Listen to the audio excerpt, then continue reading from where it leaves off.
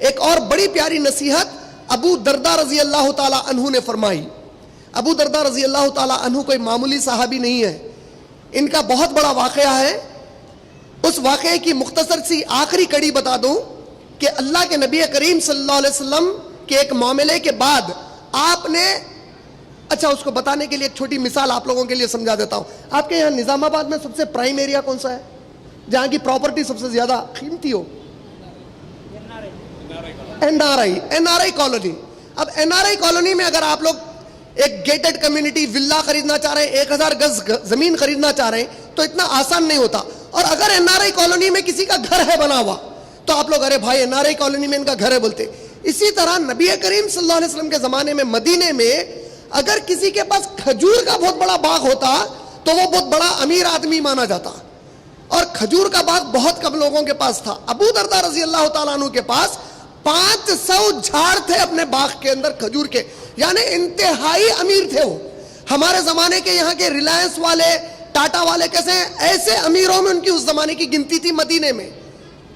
ایک پیارے نبی صلی اللہ علیہ وسلم نے خوشخبری دی اور کہا کہ آج جو اس یتیم بچے کو فلاں منافق کے پاس سے وہ جھاڑ خرید کر دے دیں گے, میں اس کو جنت کی بشارت دیتا ہوں. یہ کس نے کہا؟ پیارے رسول اللہ صلی اللہ علیہ وسلم نے کہا. اب نبی کے قول پہ ایمان اور جنت کی محبت دیکھیے کیسی تھی. اللہ کے نبی صلی اللہ علیہ وسلم فرما رہے ہیں کہ جو آج ایک یتیم بچے کا جھگڑا ہو گیا تھا ایک منافق کے ساتھ, منافق ایک جھاڑ اس یتیم کو دینا نہیں چاہتا تھا, اور اللہ کے نبی صلی اللہ علیہ وسلم نے منافق کو کہا وہ جھاڑ دے دے. اس نے کہا اے اللہ کے رسول میں تو میرا جھاڑ اس کو نہیں دوں گا. اللہ کے نبی صلی اللہ علیہ وسلم نے اعلان کر دیا تم میں سے جو کوئی وہ جھاڑ اس کے پاس سے خرید کر اس یتیم کو دے دے, میں اس کو جنت کی بشارت دیتا ہوں. آپ اس واقعے میں غور کریے, صحابہ کا ایمان. جنت ان لوگوں نے دیکھی نہیں ہے, اللہ کے نبی کا قول سنا کہ وہ جھاڑ خرید دو اور جنت بدلے میں لے لو, اور صحابہ کے پاس جنت کتنی اہم تھی. ابو دردہ رضی اللہ تعالیٰ عنہ فوری اٹھے, اس منافق کے پاس گئے, بولے کیا تم مجھے پہچانتا ہے؟ اس نے کہا اے ابو دردہ تمہیں کون نہیں پہچانتا. کہا دیکھ اگر تو وہ جھاڑ اس یتیم کو دے دے گا میں تجھے 500 جھاڑوں کا میرا باغ دے دوں گا. کیا مطلب؟ جتنا میرا بزنس ہے, جو میری پوری پراپرٹی ہے پوری لے لے, وہ ایک جھاڑ دے دے. وہ پلٹا کر کہتا ہے اے ابو دردہ کیا تم اپنے ہوش میں ہو کہ نہیں ہو؟ تم کیا سودا کر رہے ہو مجھ سے؟ اس ایک جھاڑ کے لیے پورا باغ اپنا؟ بولے اللہ کی قسم ہے اگر اس سے بھی بڑا باغ ہوتا وہ بھی دیتا, فی الوقت وہ جھاڑ دے دے. وہ جھاڑ کے لیے راضی ہو گیا, بولا ٹھیک ہے باغ دے دو تمہارا مجھے. ابو دردہ رضی اللہ تعالیٰ عنہ بھاگتے ہوئے اپنے گھر کو جا رہے ہیں. میری بہنیں غور سے سنیے, بھاگتے ہوئے اپنے گھر کو جاتے ہیں, باغ کے باہر کھڑے ہو کر اپنی بیوی سے کہتے ہیں یا ام دردہ, اے دردہ کی ماں, اے دردہ کی ماں جلدی باہر آ جا, تیرے شوہر نے ایک سودا کر دیا ہے. ام دردہ اندر سے آواز لگاتی ہے یا ابو دردہ کیا سودا کر دیا؟ کہا کہ تو پہلے آ جا. وہ فوراً اپنے ساتھ معصوم ابو دردہ رضی اللہ تعالیٰ عنہ کے بچے کو لے کر باہر نکل آتی ہیں. ابو دردہ کہتے ہیں یا ام دردہ تجھے پتا ہے اللہ کے نبی صلی اللہ علیہ وسلم نے, دیکھیے ہمارے ایمان کے لیے بہت اہم واقعہ ہے, یہ کیسا صحابہ کا نبی کے جملے پر ایمان تھا صلی اللہ علیہ وسلم کے, کتنا یقین تھا, اور جنت کتنی اہم تھی ان کے پاس. کیا کہا کہ آج اللہ کے نبی نے مجھ سے فرمایا کہ جو اس یتیم کو وہاں سے جھاڑ خرید کر دے گا میں اس کو جنت کی بشارت دیتا ہوں. تو اے ام دردہ, اے میری پیاری بیوی, میں نے فوراً اس منافق سے کہا یہ میرا پورا باغ لے لے, کیونکہ اللہ کی جنت میرے نبی نے مجھے خوشخبری میں سنائی ہے. وہ منافق تیار ہو گیا, میں نے پوری پراپرٹی, پورا باغ اس کے حوالے کر دیا. میری بہنوں غور سے سنیے, وہ بیوی کہتی ہے یا ابو دردہ, اے دردہ کے باپ, بڑے ہوشیار ہو گئے تم, تو زبردست سودا کر دیا. بولے کہ 500 جھاڑوں کے بدلے میں جنت لے لی. آج کی اگر عورت ہوتی تو بولتی پاگل ہو گیا. صحابہ کا ایمان, نبی کا قول, جنت کی بشارت, کہا اللہ کی قسم 500 جھاڑ کا سودا کر دیا. ہماری صحابیہ کا ایمان, اے ابو دردہ پہلی مرتبہ سب سے عقل مندی کا سودا کریں.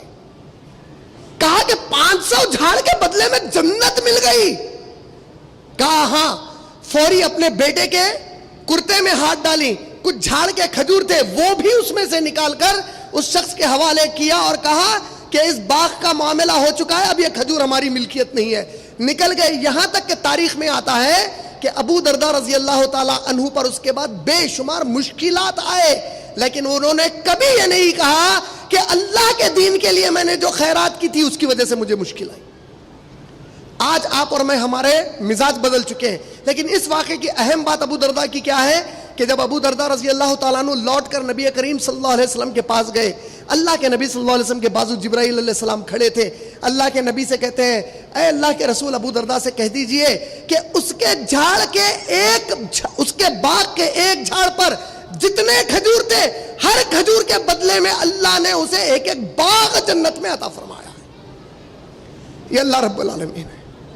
یہ ایمان جب تک آج میرے میں اور آپ میں نہیں آیا, ہم اصل میں اپنے آپ کو مسلمان تصور کرنا بھی غلط ہے.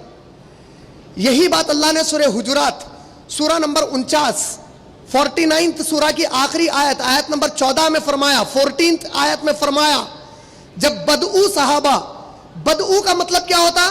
دیکھیے اکثر ہوتا نا کہ اگر کوئی دیہاتی ہو جس کو شہر کا مزاج معلوم نہ ہو, روڈ کراس کرنے کا طریقہ نہ معلوم ہو, اگر آپ نے اس کو دیکھ لیا تو بولتے ہیں ارے بھائی کوئی گاؤں والا دکھ رہا ہے, یہ شہری نہیں دکھتا, ارے بڑے عجیب طریقے سے چل پھر رہا ہے, ارے اس کو روڈ کراس کرنے نہیں آتا. تو اس طریقے کے جو صحابہ بدعو, جو مدینے کے شہر کے نہیں تھے, جو گاؤں میں دیہات میں رہتے تھے, اکثر ان کے اندر اللہ کے نبی صلی اللہ علیہ وسلم کے پاس آنے کے بعد جس طرح ابوبکر صدیق اور عمر ابن خطاب بڑے اخلاق سے, احترام اور ادب سے رہتے تھے, اتنا احترام اور ادب سے وہ لوگ نہیں رہتے تھے, کیونکہ ان کے اندر وہ اخلاقیات, وہ آداب ابھی پیدا نہیں ہوئے تھے, کیونکہ اتنی تربیت نہیں ہوئی تھی. یہ بدو صحابہ آئے, آ کر اللہ کے نبی صلی اللہ علیہ وسلم سے کچھ مال مانگ رہے تھے, زکوٰۃ کے مال میں سے مال مانگ رہے تھے. مانگتے وقت کہا اے اللہ کے رسول ہم ایمان لائے ہیں, ہمیں مال دیجئے کیونکہ ہم ایمان والے لوگ ہیں. غور سے سنیے اس واقعے کو بھی, ہم ایمان والے لوگ ہیں, کچھ مال دیجئے بیت المال سے. اللہ تعالیٰ نے قرآن میں بدعو صحابہ کے لیے آیت نازل فرمائی. یہ آیت کس کے لیے ہے؟ صحابہ کے لیے. اور صحابی کا مقام کیا ہے؟ اگر میں شیخ عبد القادر جیلانی رحمۃ اللہ علیہ کے الفاظ میں جو اکثر ان کے نام پر بیان کیا جاتا ہے کہہ دوں تو ان کا کہنا یہ تھا کہ اگر کوئی ادنا میرے نبی کے صحابی ہیں صلی اللہ علیہ وسلم کے, ادنا کا معنی جس نے نبی صلی اللہ علیہ وسلم پر ایک مرتبہ نظر ڈالی ایمان کے حالت میں, سلام علیک ہو گئی اور پھر اس کے بعد زندگی بھر ملنے کا موقع نہ ملا, ایسے کوئی ادنا صحابی کے جانور جس پر وہ سواری کرتے ہیں اس جانور کے پیر کی دھول اڑ جائے تو میں اس دھول کا مقابلہ نہیں کر سکتا, بولے شیخ عبد القادر جیلانی رحمۃ اللہ علیہ. کیوں؟ اس کی سب سے بڑی وجہ, آپ اور میں کتنے بھی اچھی نیکیاں کر لیں, پیارے رسول اللہ صلی اللہ علیہ وسلم کی صحبت کہاں سے لائیں گے؟ یہ لا ہی نہیں سکتے قیامت تک. ہم لوگ کتنے بھی نیک کام کر لیں, صحابہ وہ ہیں جن کو یہ نصیب ہو گیا کہ محمد صلی اللہ علیہ وسلم کی صحبت مل گئی ان کو. تو یہ جو بدو صحابہ تھے صحابہ, یہ عام مسلمان نہیں ہے, بعد والے مسلمان نہیں ہیں, نبی کریم صلی اللہ علیہ وسلم کے دور کے مسلمان ہیں. جب ان لوگوں نے کہا ہم ایمان لائے, اللہ نے قرآن میں آیت نازل فرما دی سورہ حجرات کی آخری آیت, اور فرمایا اے میرے نبی ان لوگوں سے کہہ دیجئے آئندہ نہ کہیں کہ ہم ایمان لائے, بلکہ صرف کہیں کہ ہم نے اسلام قبول کیا. اللہ تعالیٰ نصیحت کر دیے, بولے یہ ایمان کے دعوے کرنے کے لیے یہ لوگ جو آئے ہیں ان کو جتا دیجئے کہ آئندہ ایمان لائے نہ بولے, بلکہ صرف اتنا کہیں ہم نے اسلام قبول کیا. اور یہ اللہ کا احسان ہے کہ اللہ نے انہیں اسلام کی توفیق عطا فرمائی. اللہ کا کیا احسان ہے؟ اسلام کی توفیق عطا فرمائی. اچھا, یہ پوری باتیں کس کے ضمن میں کیا میں؟ ابو درداء رضی اللہ تعالیٰ عنہ کی فضیلت بتانے. کیوں بتانا چاہتا تھا؟ کیونکہ ان کا ایک قول سنانا, ان کا ایک جملہ سنانا چاہتا ہوں جو میرے آج کے عنوان سے بڑا گہرا تعلق رکھتا ہے. میرا عنوان ہے مسلمان گھرانہ کیسے ہو. اور ابو درداء رضی اللہ تعالیٰ عنہ جس کو یہ بشارت ملی, یہ پیارے ابو درداء رضی اللہ تعالیٰ عنہ فرماتے ہیں, کیا فرماتے ہیں؟ میں روزانہ 3 چیزوں پر بہت ہنستا ہوں. ہنستا ہوں مطلب خوشی کی, ایک ہنسی ہوتی جو خوشی سے مذاق کرے کوئی, آپ ہنس دیے. ایک ہنسی کیسی ہوتی؟ تنزیہ, کیا دیوانہ, دیکھو کیا بولنا ہے اس کو, بلکہ آپ ایسا جو ہنستے, تو یہ ہنسی کی بات کر رہے ہیں. 3 چیزوں پر روزانہ ہنستا ہوں. اور 3 چیزوں پر روزانہ روتا ہوں. 3 چیزوں پر ہنستا ہوں اور 3 چیزوں پر روتا ہوں. میرے پیارے بھائیوں اور میری پیاری بہنوں, یہ 3 اور 3 چیزیں آپ اپنے لیے, دوسرے کے لیے نہیں, خود کے لیے اچھا غور کر لیجئے. پہلی چیز ابو درداء رضی اللہ تعالیٰ عنہ فرماتے ہیں, میں اس شخص پر ہنس پڑتا ہوں. کس شخص پر ہنس پڑتا ہوں؟ اس شخص پر ہنس پڑتا ہوں جو اتنی اپنی زندگی میں محبت سے اس کے پیچھے بھاگتا ہے, جبکہ اسے معلوم ہی نہیں ہے کہ اس کی موت اسے کب کھینچ لے گی اور اس کے تمام ارمان جیسے کہ ویسے رہ جائیں گے. کئی کے لیے بھاگ رہا, کیا کر رہے ہیں میں صبح سے شام تک؟ بھائی جاب کر رہا ہوں. کیا کر رہے ہیں بھائی آپ؟ میں فلاں بزنس کر رہا ہوں. کیا کر رہے ہیں؟ ٹائم ہی نہیں ملتا بھائی, ٹائم ہی نہیں مل رہا. بھائی کس چیز کا ٹائم نہیں مل رہا؟ اللہ کے دین کی خدمت کا ٹائم نہیں مل رہا, ٹائم نہیں مل رہا بھائی میرے پاس. دیکھیے ایک واقعہ سناتے سناتے ہمارے جناب فیاض رک گئے, جو جنگ تبوک کا واقعہ تھا جس میں 3 صحابی جنگ میں شامل نہیں ہوئے, وقت کی تنگی کی وجہ سے مکمل واقعہ نہیں سنا سکے, اسی کا ایک چھوٹا حصہ. یہ جو 3 صحابہ تھے ان کے بارے میں خاص بات کیا ہے؟ دیکھو آپ, یہ صحابہ نمازیں چھوڑتے تھے. کوئی صحابی نماز چھوڑ سکتے؟ ہو ہی نہیں سکتا. وہ صحابی جو تھے کیا کوئی بد اخلاقی کا کام کرتے تھے؟ نہیں کرتے تھے. وہ صحابی جو تھے روزے نہیں رکھے, نہیں ویسا بھی نہیں ہوا. زکات نہیں دیے, ویسا بھی نہیں ہوا. حج نہیں کرتے, اگر موقع آتا ویسا بھی نہیں ہوا. پھر گناہ کیا ہوا ان سے کہ اللہ نے 3 مہینے تک اللہ کے نبی اور صحابہ کو حکم دیا کہ ان سے بات چیت نہ کرو, یہاں تک کہ ان کی بیوی اپنے مائکے چلے گئی. گناہ کیا ہوا؟ یہ آج آپ کے اور میرے لیے غور کرنے کا وقت ہے. گناہ یہ تھا کہ نیکیاں تو پورے کرتے تھے, اللہ کے دین کو زمین پہ قائم کرنے کی جو محنت ہے اس سے چوک گئے جب اللہ کے نبی نے حکم دیا کہ یہ کام کرنا ہے آپ میرے لیے. میں نیکی تو کر رہا ہوں, نمازیں پڑھ رہے تھے, روزے رکھ رہے تھے, زکات دے رہے تھے, حج کا موقع آتا تو وہ بھی کر لیتے, خیر خیرات کر رہے تھے, کوئی گناہ کبیرہ نہیں کرتے تھے, کوئی ایسی چیز ان کے اندر نہیں دکھی جس سے کہ یہ لگے کہ وہ منافق ہو گئے, نعوذ باللہ. نہیں, صرف اللہ کے اس دین کو اس زمین پر نافذ کرنے جو نبی محنت کر رہے تھے اور اس کے لیے جب بلایا گیا اس میں نہیں آئے. 3 مہینے تک اللہ نے ان کو کٹ کر دیا, کہا کہ ان سے کوئی بات نہیں کرے گا. تو یہ ابو درداء رضی اللہ تعالیٰ عنہ بھی فرماتے ہیں کہ یہ جب میں دیکھتا ہوں ہمارے مسلمانوں کو اتنا دنیا کے پیچھے بھاگ رہے ہیں اور اتنی تمنائیں ہیں ان کے دلوں میں. کیا کیا تمنائیں ہیں بھائی؟ آپ کے دل میں آج خواہش ہے میرے بیٹیوں کی شادی کرانا ہے. نہیں بھائی, آپ کو گتا نہیں دیا اللہ تعالیٰ اس کا, آپ کو تقدیر آپ کی بیٹی کی بناؤ بولے ہی نہیں, اس کی صرف پرورش کرو بولے, اس کا رزق آپ کے ذمہ نہیں دیے. آپ محنت کرو, اس کی اسلامی تربیت کرو. میرے کو گھر بنانا ہے, اس کے لیے تو مسلمان کو زمین پہ کبھی بھیجا ہی نہیں تھے کہ تو یہاں گھر بنا کے آ. کیوں؟ کیونکہ حدیث قدسی میں اللہ کے نبی صلی اللہ علیہ وسلم نے فرما دیا. کیا فرمایا؟ اللہ تعالیٰ فرماتے ہیں, کیا فرماتے ہیں؟ میرے بندوں سے کہہ دیجئے میرے نبی, مسلمان غیر مسلمان, میرے ہر بندے سے کہہ دیجئے جس کسی کو میں نے اس زمین پر پیدا کیا اس کا حق میں نے زمین کے ذریعے ادا کر دیا. اور اس کا حق یہ تھا کہ اسے زمین پر جگہ دیتا, اس کی مرنے کے بعد جس جگہ تدفین ہوئی وہ زمین کا حصہ اس کا ہوا, میں نے اس کو اس کا حق دے دیا. یہی تیری ذاتی پراپرٹی صرف وہی ہے جہاں پہ تو جا کے پڑ جاتا مرنے کے بعد. صرف وہی تیری ذاتی پراپرٹی ہے, باقی کوئی تیری ذاتی پراپرٹی نہیں ہے. لیکن ہم بھاگ رہے تمنا کرتے ہوئے کہ بنا لوں گا بنا لوں گا بنا لوں گا. 40 سال 50 سال 60 سال کی عمر نکل گئی اور وہ تمنا اور خواہش تو کبھی ختم ہی نہیں ہوتی. ابو درداء رضی اللہ تعالیٰ عنہ فرماتے ہیں کہ میں ہنستا ہوں جب ان کو دیکھتا ہوں کہ محنت کر رہے ہیں, جبکہ موت ان کو کب کھینچ لے گی ان کو پتہ ہی نہیں ہے اس کے بارے میں. دوسرا کس پر ہنستا ہوں, یہ تو بہت غور سے سنیے آپ لوگ, ایسا دل میں لگ جائے گی بات جا کے آپ لوگوں کے. دوسرا کن پر ہنستا ہوں بولے, ہم لوگ جتنے بھی یہاں پر بیٹھے ہیں ہم میں کا ہر فرد اپنے خاندان کے کچھ لوگوں سے سب سے زیادہ محبت کرتا, مثال کے طور پہ, اور وہ حرام نہیں ہوتی. مثال کے طور پہ ہو سکتا آپ میں سے کوئی شخص ایسا ہو جو اپنی ماں سے سب سے زیادہ محبت کرتا. ہم میں سے ہر کوئی کرتے ہیں ماں سے محبت, لیکن بعض کی محبت دوسروں کے مقابلے میں سب دکھ کے آتی کہ بہت دیوانگی سے محبت کر رہا ماں سے.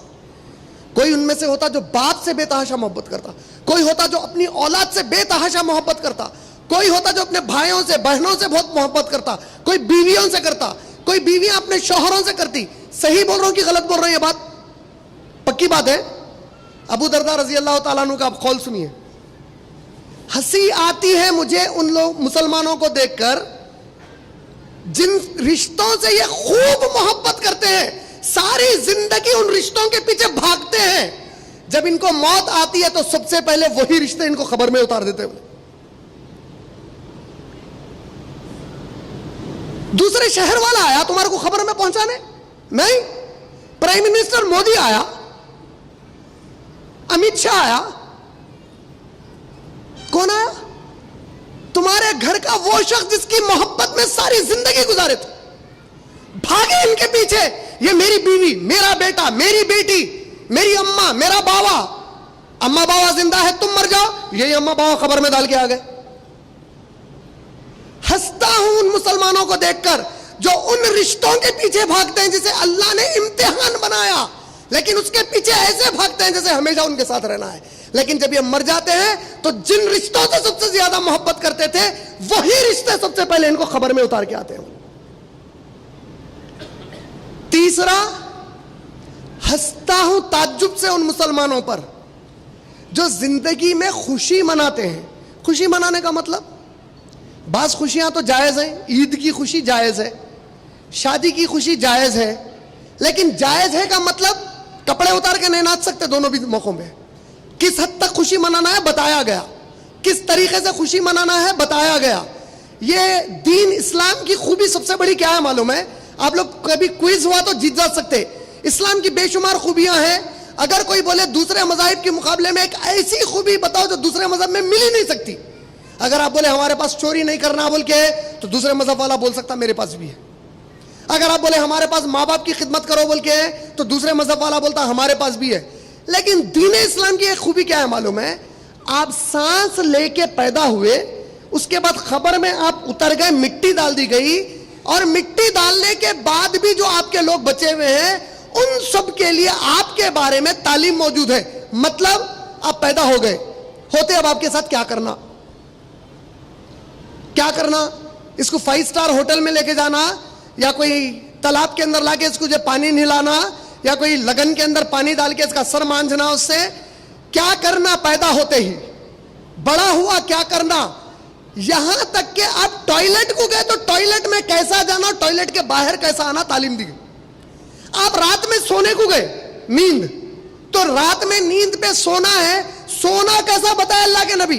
اٹھنا چاہ رہے ہیں تو اٹھنا کیسا بتائے, اٹھ کے کیا کرنا بتائے. خواب اچھا دیکھے تو کیا, خواب برا دیکھے تو کیا.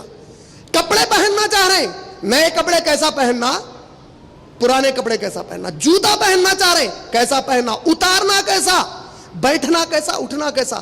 دنیا کی اللہ کی قسم ہے, کوئی دنیا کا مذہب اتنی باریکی سے آپ کی زندگی کی ہر چیز پر اللہ کے نبی تعلیم دے کے گئے, ماشاءاللہ. تو ابو درداء رضی اللہ تعالیٰ عنہ فرما رہے ہیں, میں تعجب کرتا ہوں اس بات پہ جب بندے کو دیکھتا ہوں خوشی منا رہا, جبکہ اس کو اس وقت جبکہ خوشی منا رہا. مثال کے طور پہ ایک ایگزامپل دیتا ہوں میں آپ لوگوں کو. آپ لوگوں کے گھروں میں کئی بار گیٹ ٹوگیدر ہوتے, یا آپ لوگ پکنک پہ چلے جاتے, یا آرام سے ارے بھائی آ جاؤ آج ذرا تھوڑا موج مستی کر لیں گے بھائی, یہ ایسے موڈ میں آ جاتے. ابو درداء کہتے ہیں مجھے تعجب ہوتا ہے, یہ خوشی منا رہا ہے, جبکہ اس مسلمان کو معلوم نہیں ہے کہ جس وقت یہ خوشی منا رہا ہے اس وقت اس کے اللہ اس سے راضی ہے یا ناراض. کس بات کی خوشی منا رہا؟ ابھی تو جنت ملی نہیں, کیونکہ اللہ کے نبی صلی اللہ علیہ وسلم نے فرمایا مومن اطمینان میں اس وقت تک نہیں آتا. بیس کم کرو باس, بیس پورا کم کرو, زیرو کر دو بیس, ٹریبل بڑھائیے. اللہ کے نبی صلی اللہ علیہ وسلم فرماتے ہیں مومن اس وقت تک اطمینان میں نہیں آتا جب تک کہ جنت میں اپنا پاؤں نہ ڈال دے. محشر میں بھی ٹھہر کے نہیں آتا, جنت میں پیر ڈالے تک مومن اطمینان میں نہیں آتا. بولے اگر آپ کے اور میرے دل میں اطمینان آ گیا کہ ارے میں تو جاتا ہوں جنت میں, پکا گئے سمجھو قیامت کے دن کام سے, پکا بربادی ہونے والی ہے جس کے دل میں یہ آ گیا. کیوں؟ کیونکہ اللہ کے نبی کا قول کیا ہے صلی اللہ علیہ وسلم کا, مومن اس وقت تک اطمینان میں نہیں آتا جب تک کہ جنت میں پیر نہ ڈال دے. یہ 3 چیزوں کو دیکھ کر روز ہنستا ہوں, بولے روتا ہوں 3 چیزوں کو دیکھ کر. بولے ایک, اگر مجھے موت آ گئی تو میرے پیارے نبی سے میں جدا ہو جاؤں گا. بولے یہ مجھے بہت تکلیف دیتا ہے، بولے کہ میں میرے نبی سے جدا ہو جاؤں گا صلی اللہ علیہ وسلم سے۔ آج آپ کو اور مجھے کس چیز سے رونا چاہیے کہ اگر مجھے موت آ جائے تو مجھے میرے نبی کی سنت پہ عمل کرنے کا موقع نہیں ملے گا اس کے بعد۔ جتنا موقع ہے یہ زندگی میں ہے، جتنی محبت جتانا ہے نبی سے صلی اللہ علیہ وسلم کی سنت کو پکڑ کر جتاؤ، تاکہ قیامت میں یہ ثابت ہو کہ واقعی ہم محبت کرتے تھے اللہ کے نبی صلی اللہ علیہ وسلم سے۔ دوسری چیز ابو درداء رضی اللہ تعالیٰ عنہ کیا فرماتے ہیں، جس سے کہ میں روتا ہوں کیونکہ مجھے نہیں معلوم میں پلے صراط پر سے کامیابی سے گزر جاؤں گا یا نہیں گزروں گا۔ یا اللہ، یہ صحابی ہے جس کو جنت کی بشارت ملی، اور اللہ کا خوف کا عالم یہ ہے، بول رہے ہیں مجھے نہیں معلوم، میں ڈرتا ہوں پلے صراط پہ میرے ساتھ کیا ہونے والا ہے۔ تیسرا، میں روتا ہوں اس وقت کو یاد کر کے جب محشر میں سب کھڑے کر دیے جائیں گے اور فرشتہ سب کے اعمال لا کر دے گا، مجھے نہیں پتا کہ فرشتہ میرا اعمال نامہ سامنے سے دے گا سیدھے ہاتھ میں یا پیچھے سے بائیں ہاتھ میں دے گا، میں ڈرتا ہوں۔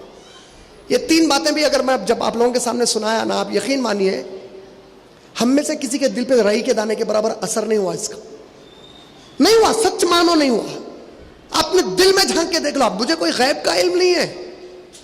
دیکھیے ڈاکٹر نفس آپ کی نفس پکڑ کے بیماری بولتا تو اس کو کیا غیب کا علم ہے؟ نہیں، اس کو تجربہ ہو جاتا پیشنٹ ہوگا۔ اسی طرح ہم اتنا دنیا میں گھس چکے ہیں، آخرت ہمارے پاس کیسا ہے معلوم ہے کیا کہ ہے کتے بھائی، ہوتا کتے بھائی، کتے پہ ہیں ہم لوگ۔ صحابہ اس کو سامنے دیکھ رہے تھے، ڈر رہے صحابہ، ہم کو نہیں معلوم کہ اعمال نامہ کہاں سے ملنے والا ہے۔ اور ایک بار بھی آپ کی اور میری اتنی زندگی گزر گئی، دل سے ایک بار چھانک کے بولی اپنے دل میں، ہم ایک بار سچے دل سے ڈرے اللہ سے کہ ہمارے ساتھ کیا ہونے والا ہے میدان محشر میں۔ خوف نہیں ہے ہم کو آخرت کا۔ اچھا